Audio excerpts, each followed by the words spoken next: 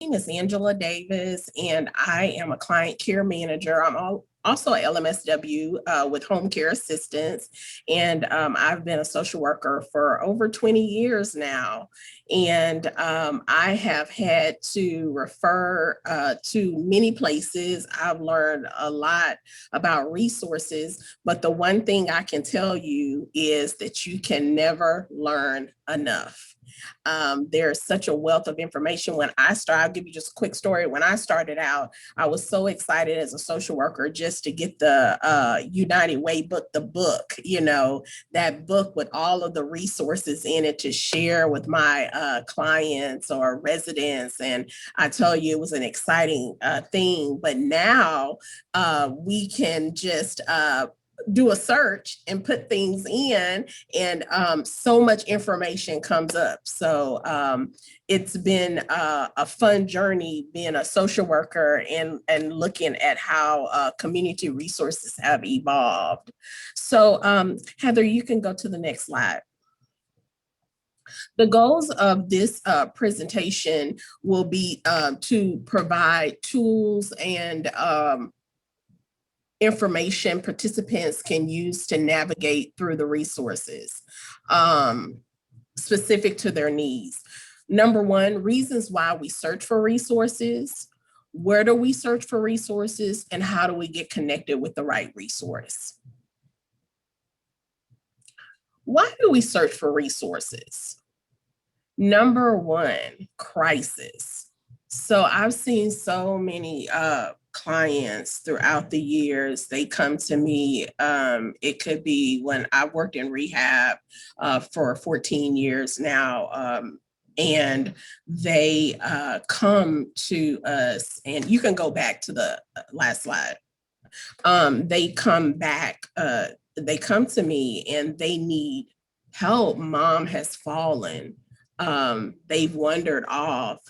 They ended up needing to, they hit their head, or they have this new diagnosis of dementia. They might have had gone into the hospital. They're not eating enough. They're not drinking enough.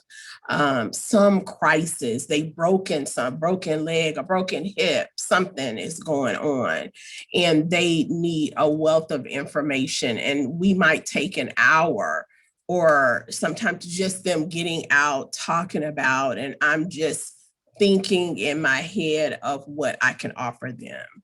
Another change in life, which goes along with the crisis. Something happens, and there's this. You get this new diagnosis that you didn't expect, or things have been going on, and all of a sudden, what happens? It changes everything, and then we need resources to keep our life balanced. Once we have things to come into place, then we realize that, okay, things are balancing out. I'm feeling a little better about where we're going. So I'm gonna break those three things down. So during a crisis, you know that this is a time when intense difficulty, or it's trouble, or it's danger. If you look, don't wait until you're in a crisis to come up with a crisis plan, and we'll talk more about that. A time when a difficult or important decision, it must be made. A turning point of a disease when an important change takes place, indicating either recovery or death. So these are our crisis situations. You can go ahead, Heather. Change in life. Major changes in life can be anything. Issues of aging, serious illness, disability of self or loved one, or lack of financial resources. We know there's been a lot going on this past year, even going into this year with the pandemic. Just because we have a pandemic doesn't stop dementia diagnosis. It doesn't stop people falling. It doesn't stop people from having getting diagnosis of cancer. It doesn't stop those things. And so we still have those are major life changes that lead to us needing assistance or help and support. Major changes in life often bring about a lot of stress, and worry when you do not have the resources for assistance and support. When you get families, when I meet with them and you get this news of something, or something is going on with your loved one that you don't know, or they don't seem quite right, or the memory is just not there, or they've had this diagnosis and it's progressing, and they're more combative, and just all of those things. It causes you stress and worry when you never thought about having support before, or you're this strong person that it's very difficult for you to take support. It causes you stress and worry. When you just don't understand why this is going, and you just try to handle it alone, all by yourself, that stress and worry comes about. Connecting with the right people and resources, it can alleviate that stress and worry. Keep life balanced.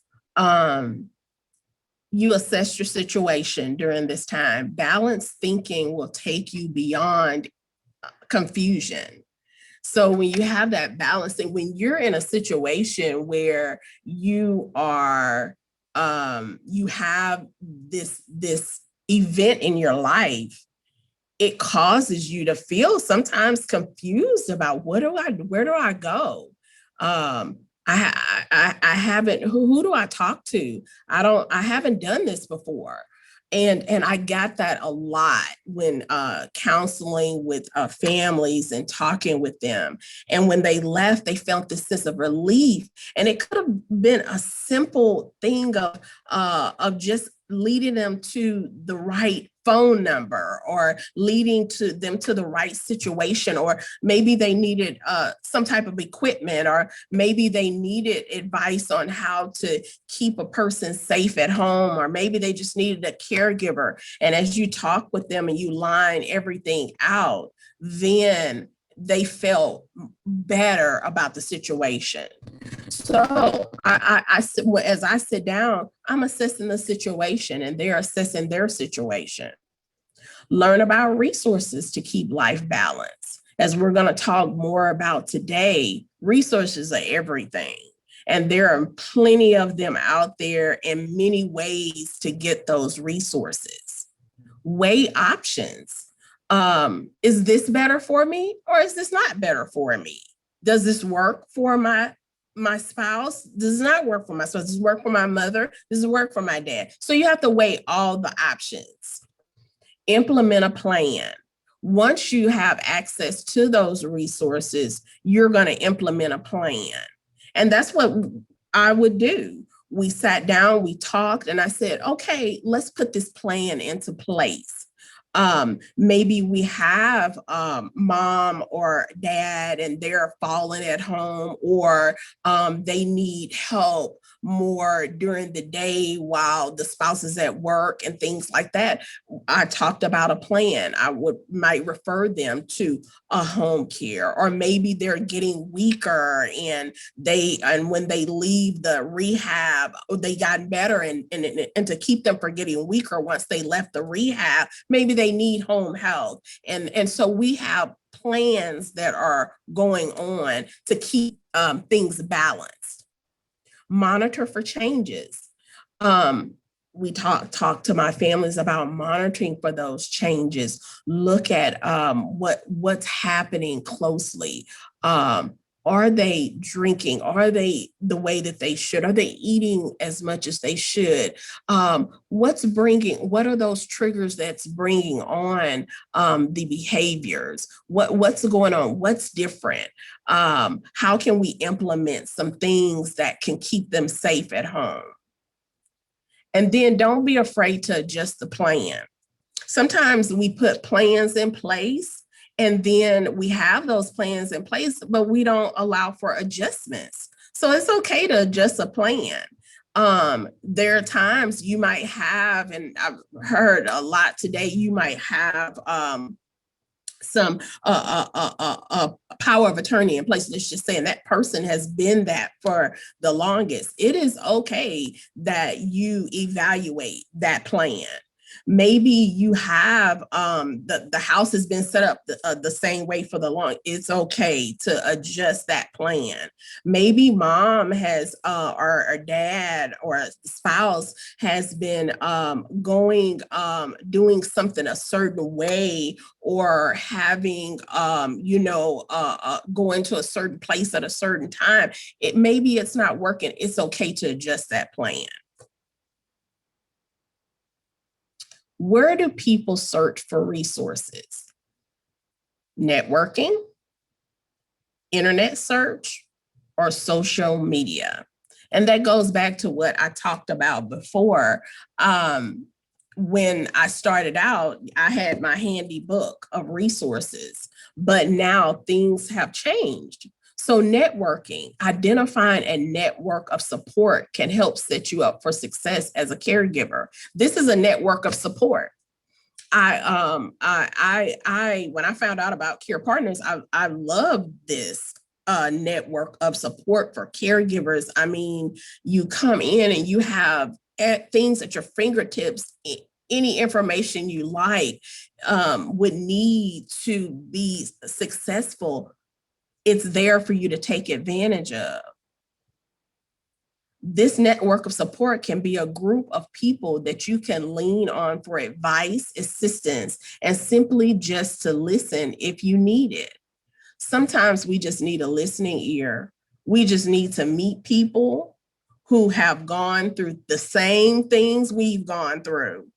That sometimes as a social worker, when I sit with families, they just want me to listen. And then I advise as needed. But they want to know that what is there for me. They want to hear sometimes, am I in this by myself? Is it just me? So that network, that group of people that you meet, I learn a lot of things from my peers. I don't know everything. Alone, we can do so little, but together we can do so much. Just as I listen to the families and I listen to the professionals that are on this platform, I learned so much. And even although I've been doing this for 20 years, I can never learn enough. Things are ever changing, ever evolving. So networking is so important. This network of support will not be the same for everyone.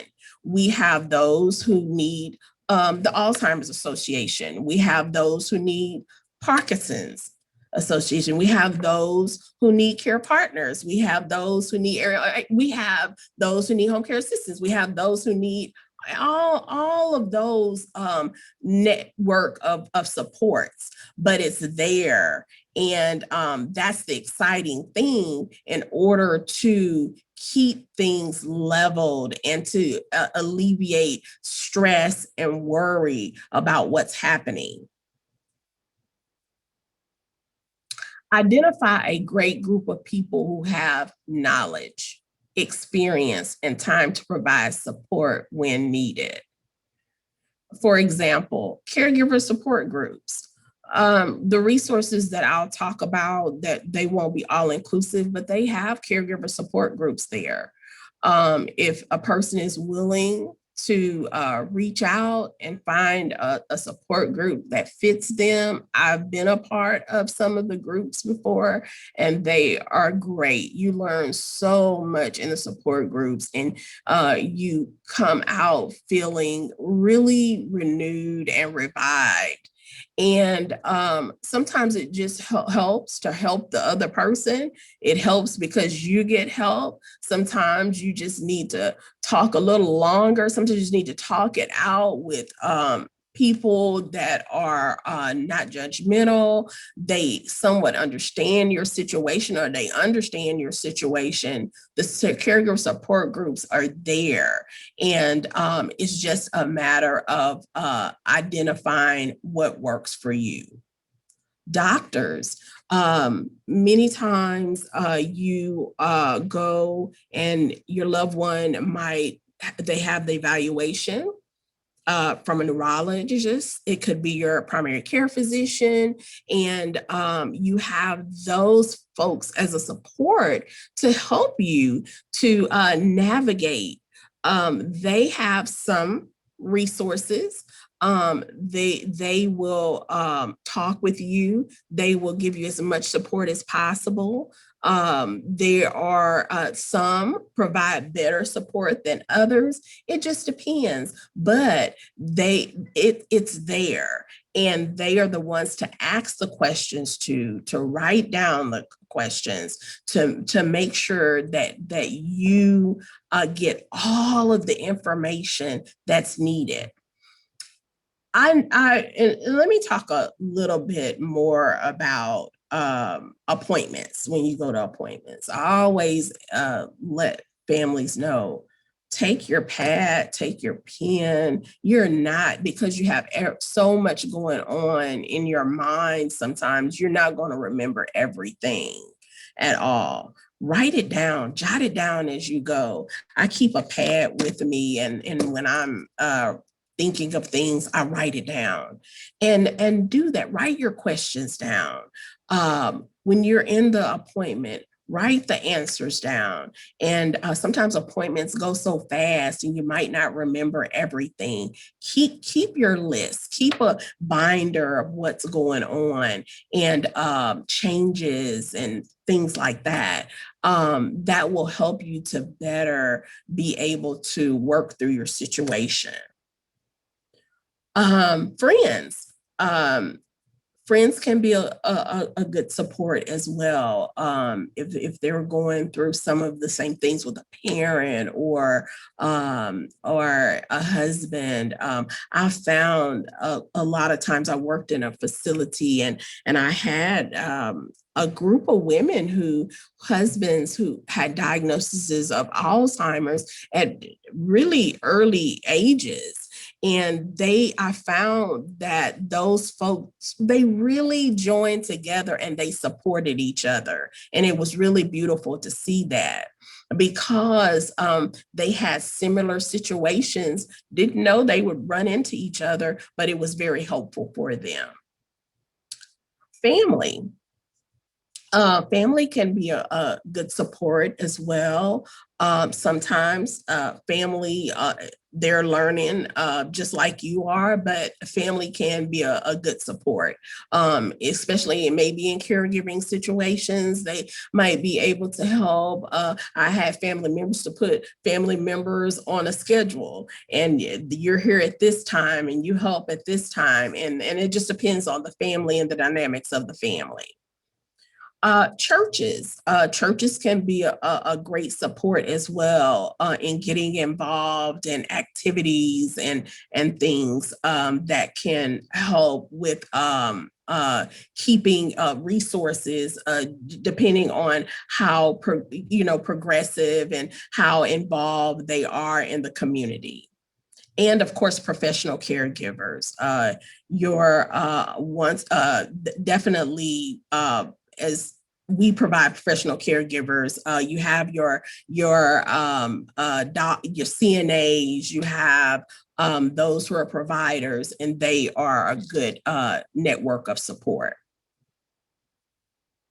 Internet search. According to the internet and technology, the internet is an integral part of lives of people who care for loved ones. And 8 in 10 caregivers have access to the internet. And 88% of those look online for health information. I don't know any thing that I probably won't go and look up now online. Yes, before, you didn't always have the access to, but all of us, if you have a computer, or your phone, or however, you might get a diagnosis, or let's just say you want to know more about dementia and things like that, you're going to look on the internet. If when you go, you think, oh my goodness, what is this that's going on, or what are these changes? You're going to go on the internet. And we're all searching the internet for changes and what's going on and resources, and everything's out there.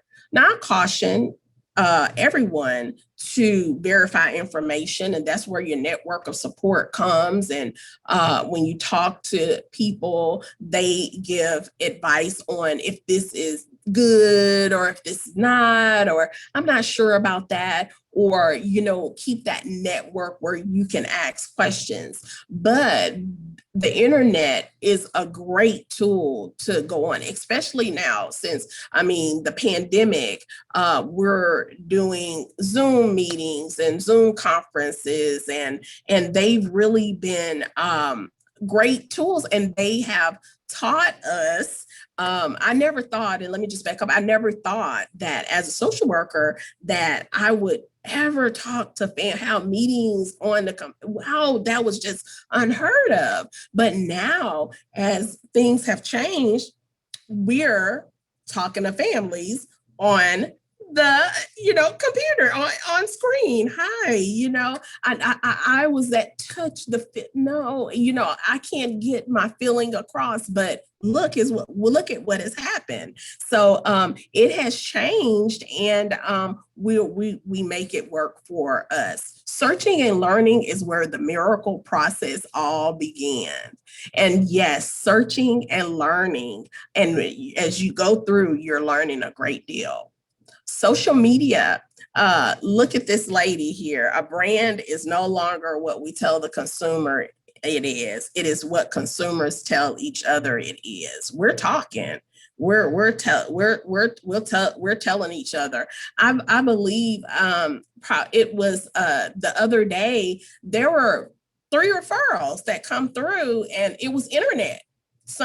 And what people had told other people about care assistance, home care assistance. So that comes through. People are talking, people are searching, people are looking, and social media can provide family caregivers with a much needed link to social interaction that may otherwise be neglected. Family caregivers can use social media to increase their mood, stay abreast of current events, review information on senior services, and more.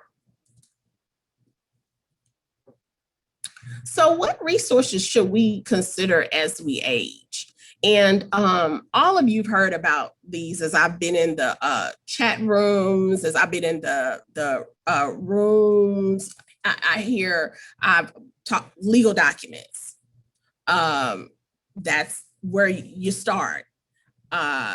Financial tools.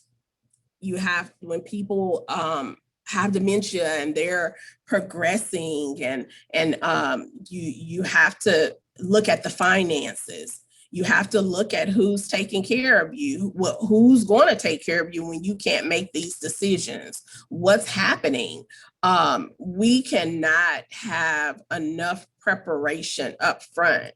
When I would sit down with my families and I provided an assessment, and it's not only that I'm looking at the demographics, I'm looking at what do you have in place. Actually, it's a question that I had to ask, and we ask this question as I provide assessments for my clients.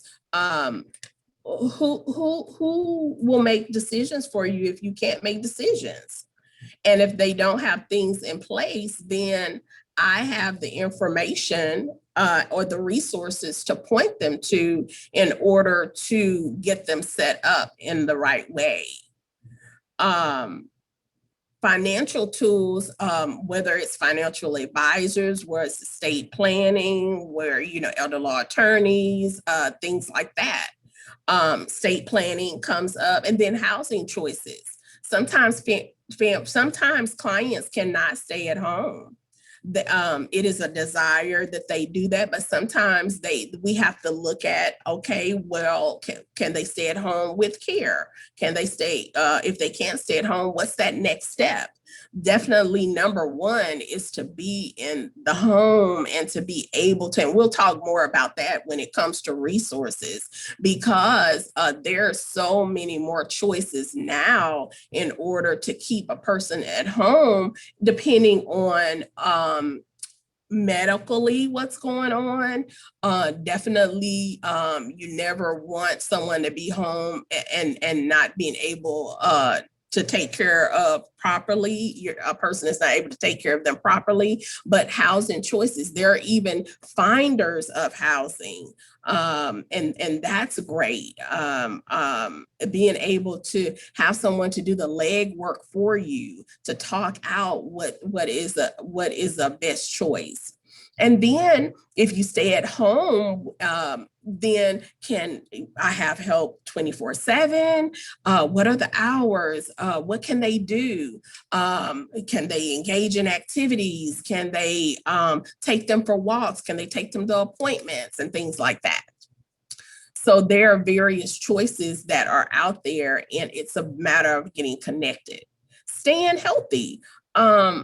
A lot of times people, they are not sure how to if a person stops eating, what happens if they don't swallow? Okay, what's going on if they become dehydrated? What's it? UTIs? What is going on there? Those things can be looked up. Maybe there are certain things that goes on with a certain diagnosis. There are a lot of things to look at in that area as we age. And we cannot talk enough about safety. Fall prevention. Those things, when someone, as you age, with dementia, things change, vision changes. Sometimes we have to change up the house in terms of maneuvering around the home. As we go in and we provide assessments, and I'm looking at the home, the layout, is the shower set up okay? Is their room, is the bed too high? Do you have rugs in the floor, trip hazards? Why are they becoming weaker? Do they need to have an evaluation by the doctor to have home health in the home? What is it that's going on that they're not as safe as they were before?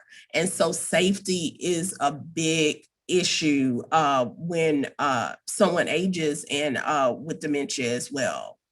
And the support system. As we age, unfortunately, our support systems do lessen, especially if they have a smaller family, who is there to assist. Where do you go next? And then it's nice to connect and engage, or maybe you're the only daughter or the son that's helping. I've had that many times. Or maybe the person never had children and it's a sister that's assisting, or a brother.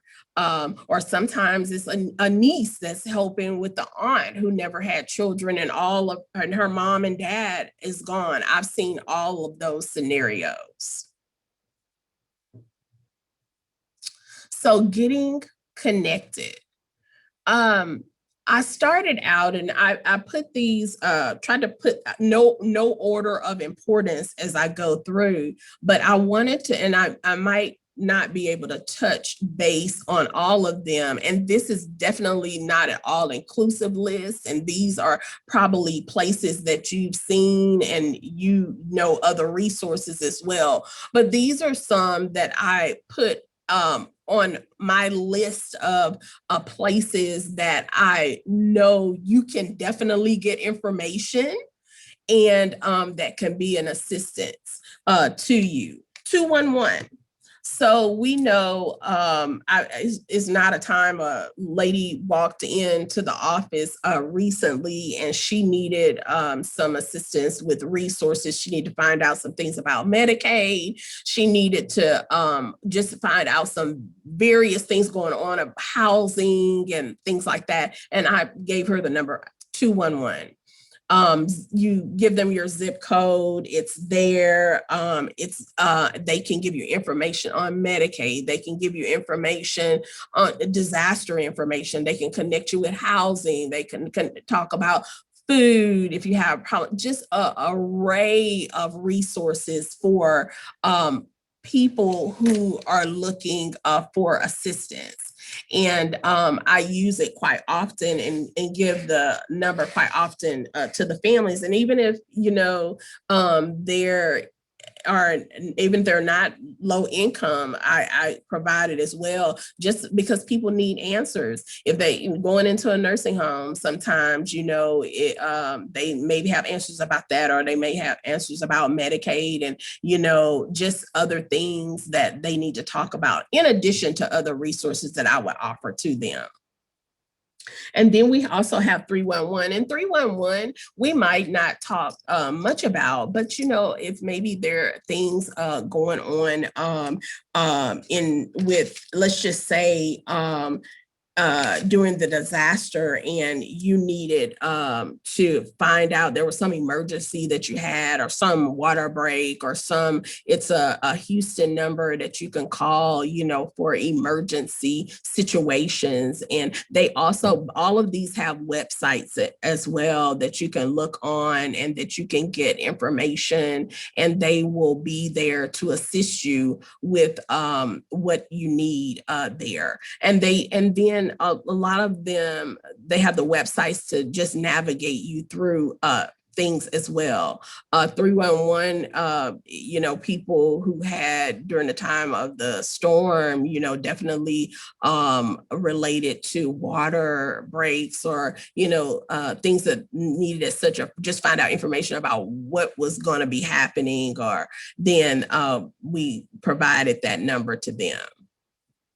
Then we have the area on aging, and many of us have probably heard about them. I recently went into their website, and there is a wealth of information, alphabetically ordered, on legal. They talk about dementia. They have even had videos there. Most of the websites as I go through, they do have the videos and about on information that's needed.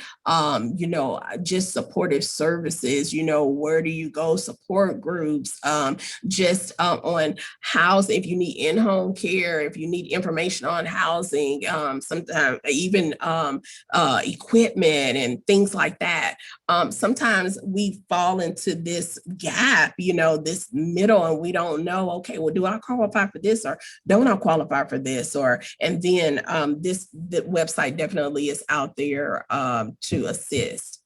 And then, of course, we have our care partners. I would be remiss without adding them to the list of definitely a great resource for education and support. And those who have used it definitely gather in place, and families get so excited about that, and the support groups that they have. And, it's just a wonderful, these educational conferences that they have is just so wonderful. So you can't, get enough information from them. And then you meet people to talk to when you go back and talk about the networking piece of it. Networking is a powerful thing, and you talk to people, and they say, well, I've tried this person over here, or I've tried this doctor, and this might work for you. Everything doesn't work for everyone, but it's just knowing, and you just feel just so more empowered once you leave situations like this, or groups of people who are going through the same thing that you are. United Way. We hear a lot about United Way partnered with also 211. You see 211, United Way. They are offer a wealth of resources as well for seniors. Definitely all of these they offer for seniors, those with dementia, those with disabilities as well. The Red Cross for not only seniors, but those with disabilities. As you see, we don't just have people who are 70 and 80 who have dementia. People are being diagnosed younger. And some of those people, it's harder sometimes to find resources and to have that support. They're right there, and it's like, well, which way do I navigate? Which way do I go? And so definitely there are, there is support out there to, and people to provide that expertise on which way do you navigate. We couldn't leave out Alzheimer's Association. They have so much information. I really enjoyed Jason and the information that he had to give today, and I learned a lot more today. You never stop learning. Resources never stop giving. If you look and ask questions, and I would say, and go for the support, you will find it. Get to the right places. It's out there. We cannot go through this journey of caregiving in just our own space. To be successful, you need to reach out and look for the information. And sometimes it's very difficult to, and I've seen families, it's hard to ask for help, but it will just make your world change, especially when you encounter new diagnoses and changes with the disease process that can really help you go through the journey. Houston Area Parkinson's Society, I can't say enough about them, the support groups that they have there, the information, the research, Alzheimer's Association, too, I'll go back talking about research, focusing on research and changes, things you just don't know. Even I go back and I really look at, okay, what's changing? What's going on? Just like when we had our speaker and talked about even with how they diagnose Alzheimer's. Well, definitely when I started out, it was that you could not diagnose until the person at death, but there are other batteries and things like that to be able to detect that. And so that was a great point, and both of these places give great information. Medicare.gov. Medicare.gov talks about the benefit. We need to know our benefits. We, especially when you have someone at home, you might have to make changes, or let's say you have home health and you're wondering, how is this paid for? Or if in-home care is paid for through Medicare. And, of course, I have to always, tell families that in some cases, maybe normally Medicare does not pay for custodial care. So the Medicare.gov will give you a lot of information if you want to look at nursing homes and how they're rated and things like that. Medicare.gov has a wealth of information.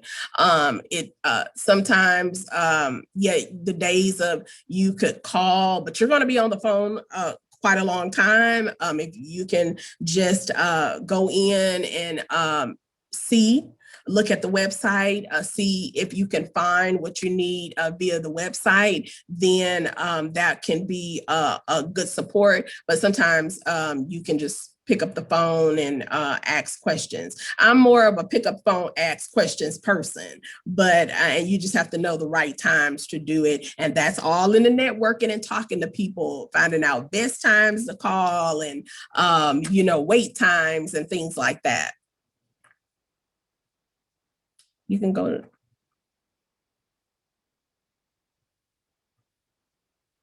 VA hospital. We cannot say enough about VA hospital. Some people, in my assessments, when I'm talking with families and talking about payment for services and what's out there, and if they need help at home, a lot of times they don't realize that they have VA benefits to take advantage of.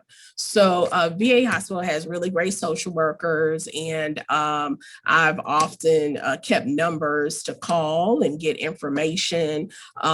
We had a wonderful speaker on the last conference, and that provided really good information. If you go to the VA website, and I'm sorry I don't have websites on all of them, but if you need any, definitely just reach out to me, in the chat, leave your name and or email address or however, and I'll be happy to get, all of the websites to you. But if you go to the VA, they will talk about aid and attendance services, which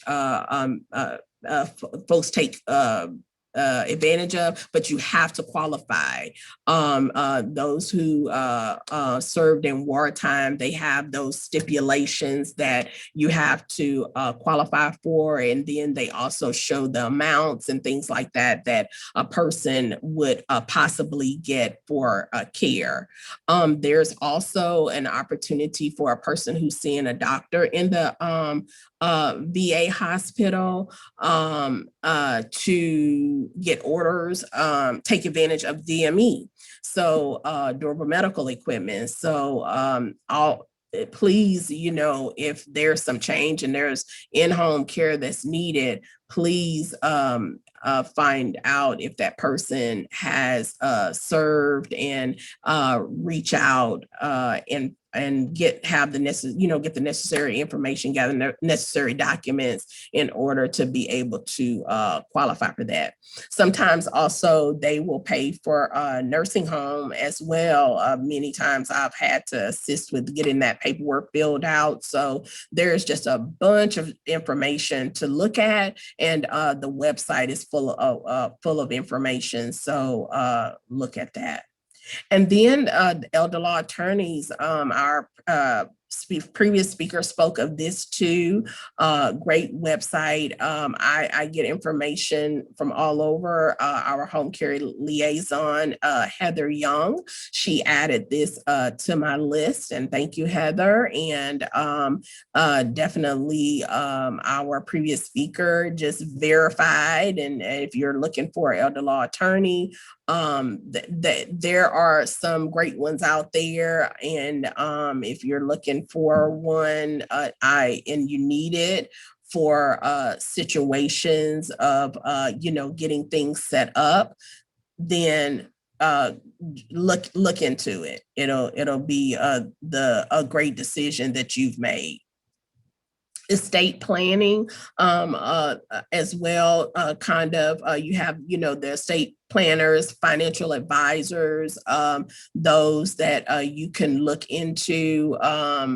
Definitely I have had lists of folks that I'll give to families that they can look into, and so those help and can provide information to you as well. Handle with care senior home safety. You can't be safe enough finding out how safe things are at home. And so a social work colleague of mine passed on this information for looking at senior safety at home, and they'll come out and they will provide evaluations in the home. And aging life care professionals, our geriatric care managers. Sometimes we have families who live out of town. They just can't manage things from where they are. They need someone to go in and keep an eye on folks and their loved ones. And they're there. If you go to this website, then have a list of geriatric care managers, some great ones. I've run into some great geriatric to assist. And then Interfaith Community Clinic, dental school. I'm gonna get on now because I'm gonna get my. You have your National Institute on dental school. You can't, and we have to look at everything, you know. Definitely dental is so important. We have our dental school that does really great work, and you know, for those who might not have the resources there you can call and look into what they have available in order to see one. National Institute on Aging, fall prevention resources. There, if you go to this website, it talks about fall prevention. Falls are big, and they can be detrimental. Hip breaks are tough. I've seen people who have done well after they've had a hip break, and then sometimes it is gone the other way. We want to prevent falls. Definitely it happens. We can't even be 100%, even when we are the most careful, or even when you have a caregiver there, when home care assistance has caregivers in, sometimes people still fall, but there are resources there just to keep things really safe at home. Power Gym, find a PT or group exercise program with people with Parkinson's disease. Keeping fit and exercises. When our caregivers go in, we do slight exercises. We're not physical therapists, but we do range of motion exercises, and sometimes families set it up as a part of the schedule when the caregiver is there. And so we provide exercising, and this is a way for to find a PT or a group. And sometimes people have PT to go in aside from the home health if you know they don't qualify at the time, and to keep their loved one fit. And that's all a part of what we call our balanced care method. One of our programs, the balanced care method, which is a holistic program, and we definitely focus on keeping people fit. Meals on Wheels, a lot of us probably do know about Meals on Wheels. Definitely we look in zip codes and see what's available for Meals on Wheels. I had one client, she faithfully got her Meals on Wheels. She didn't always like what they brought, but the majority of the time she did, and it was really good for her, who, you know, didn't always had that one meal that she, you know, that we weren't there to provide for her, and Meals on Wheels was a good support to her. Silver Sneakers is a group exercise activity for seniors. Once again, staying fit. They offer online classes, and you can look into them. I'm not sure of the cost of it, but I have that website there that you can look into. And then the NIOA activity tracker fall prevention program. You can, and this is at cdc.gov. You can go into that and look at all of the programs. And then definitely Find Houston Senior Care, looking at senior placement and things for seniors as well. We don't want to forget about them. And then last but not least, home care assistance, where we provide in-home care for those who need assistance. So with caregivers. Benefits of connecting. So as I said, before I go to you can say there, Heather, before I go on, there are so many more resources. That's just not even the tip of the iceberg, but those are some of the main ones. And how I always like to, Heather, go back to the previous slide. And I just wanted to, and I don't think, it's not, and this is my motto. It's not what you know, it is knowing where to go to get the right information. You're not going to go you're not gonna know everything. I never knew everything. You're not gonna know everything.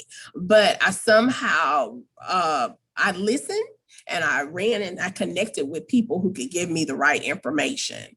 And I would keep that information, whether I cataloged it as my financials or whether I cataloged it as safety or cataloged it, have a tablet and catalog it, because you're out and you're talking and you're meeting people or you're networking, or I might have support groups and specific things that they talk about. It's a great help, and it can alleviate a lot of stress for you as things change through this journey. Benefits of connecting: knowing how to navigate the resources can alleviate a great deal of emotional strain. People feel empowered when they have the right resources. By knowing what is available to them, people can decrease their stress level and enhance their overall well-being. Hi, Angela. I hate to jump in. I know it was. I hate to jump in, but I kept looking. Is it time? Is it time? yeah, unfortunately, we have to wrap up and go into our circles. But Okay. you're more than welcome. We're going to put you in one of the circles too. Okay. All it's right. going to be the talk to a nonprofit. We'll just put you in that circle. So if anyone has questions, you are more than welcome to go meet her in that room.